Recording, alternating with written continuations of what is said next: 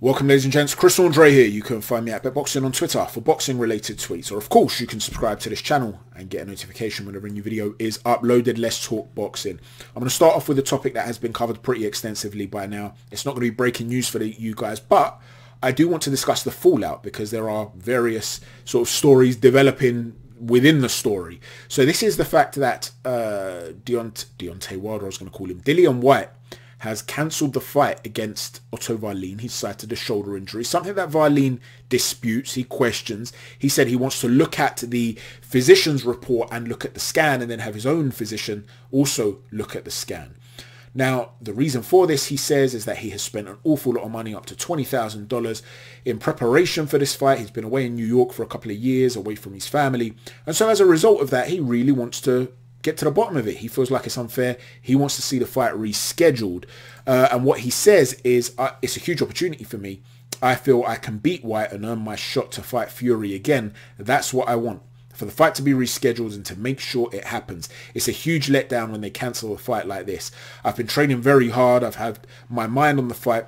And just the simple fact that I haven't seen my family in 2 years, I could have gone home, but I've stayed here training to make sure I'm ready for the big opportunity to come.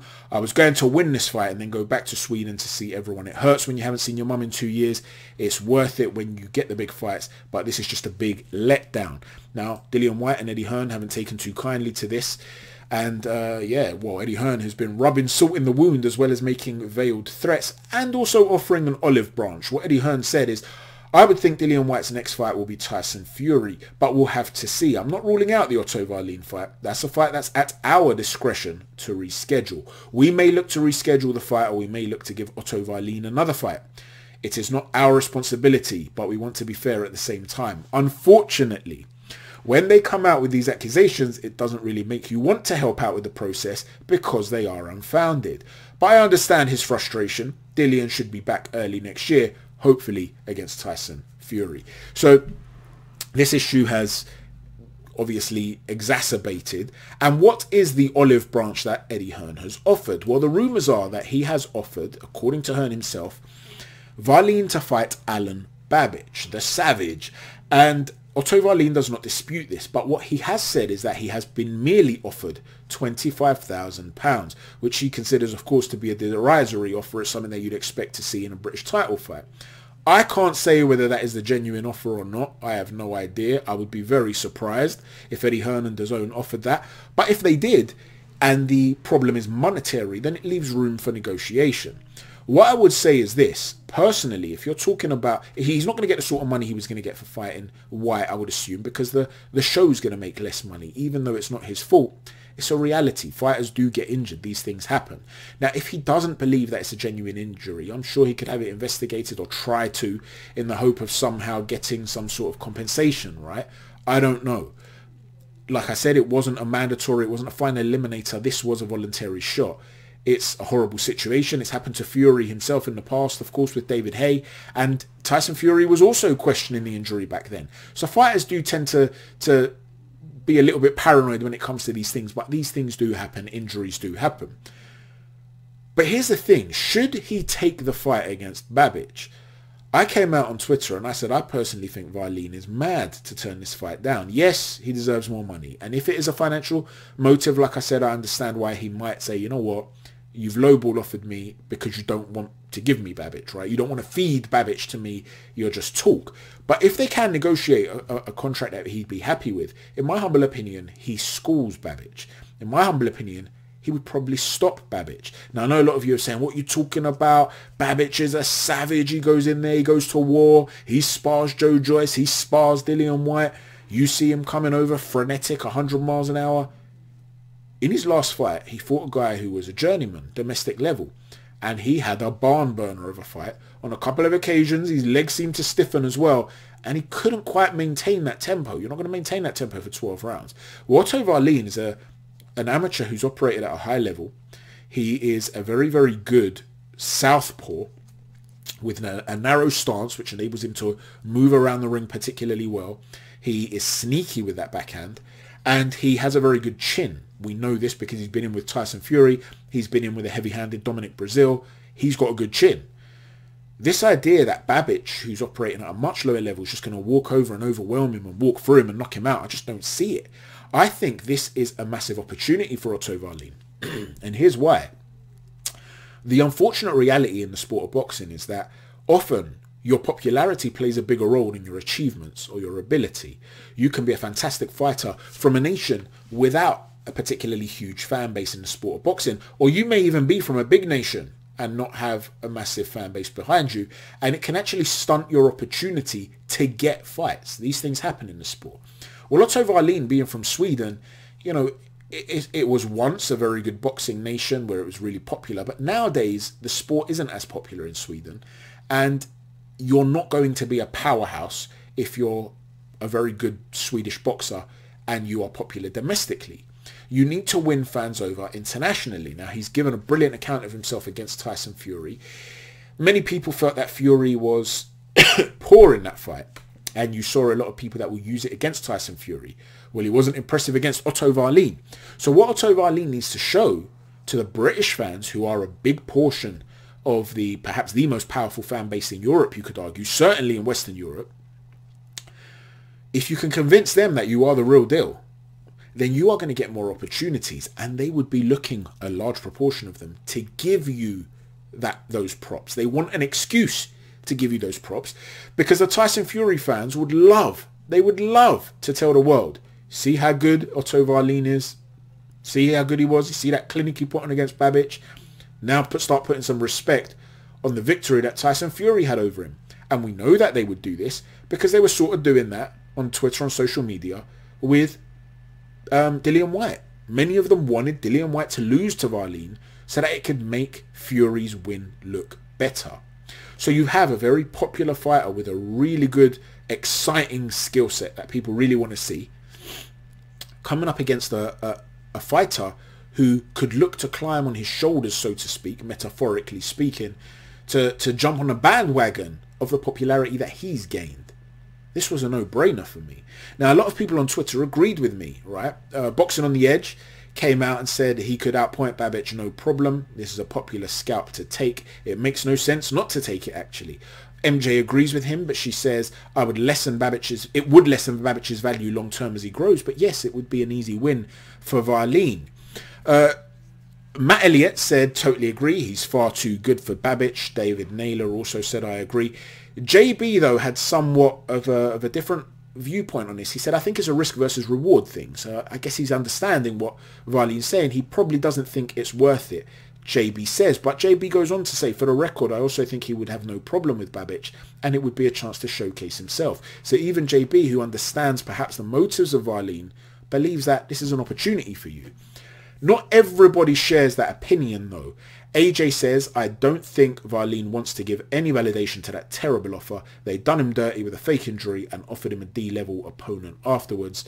Whilst Aaron feels quite impassioned about this, and he says, look, it's not the same money. Even so, Wallin took a purse lower than he would have liked initially. So it's not only not the same money for what he would have got for Whyte, he also took a low ball offer in the first instance, he's saying, and ultimately he can bounce back from a loss to Dillian Whyte. He wouldn't be able to bounce back from a loss to Babic, so it's a big risk. He says, even if Babic wins just 1 out of 6, is it really worth rolling the dice on your career against an undefeated fighter? Now, I guess where I disagree with Aaron is that I don't believe I give him 1 in 6 chance of winning the fight. I give him 10% chance. You know, 90% if they were to fight 10 times, 9 of them I believe Wallin wins. I think he's the far superior boxer. And I believe against the guy who is operating at upper domestic level maybe, he's just going to be too much for him. That's the view I have on it. In other words, this is your opportunity to raise your stock, to put on a clinic. Let me know what you think, though. Maybe you disagree. Michael Gearty says, don't just blindly believe Eddie. He's a master at twisting the truth. So a lot of people are siding with Otto Wallin here. But my question is simply this. If the fight isn't going to go ahead with Dillian Whyte, because Whyte is injured, or even if he's faked the injury and you're going to somehow get compensation, that's monetary. You could, again, negotiate behind the scenes and get a bigger purse. You've got to fight someone. If that Whyte fight's gone, it's gone. What are you going to do? You've got to fight someone. So with that in mind, is it not a great opportunity to fight Alen Babic and build on that, a guy who really shouldn't be anywhere near your level. That's my take on it. Let me know what you think. The other thing I wanted to talk about is Alexander Usyk. Now, by now, I'm sure my own subscribers are fully aware of a psychological exploration I engaged in when it came to Alexander Usyk and did a video on his psychology. Well, he's revealed another couple of things about himself in this latest interview, or rather, not revealed new things, but rather reinforced some of the things we spoke about in that video.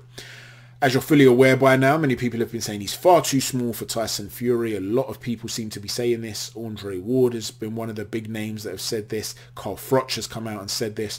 Well, most recently, he has also said, this is Alexander Usyk, and I want you guys to look for the psychological warfare on display here, because he really is so good at doing this subtly, right?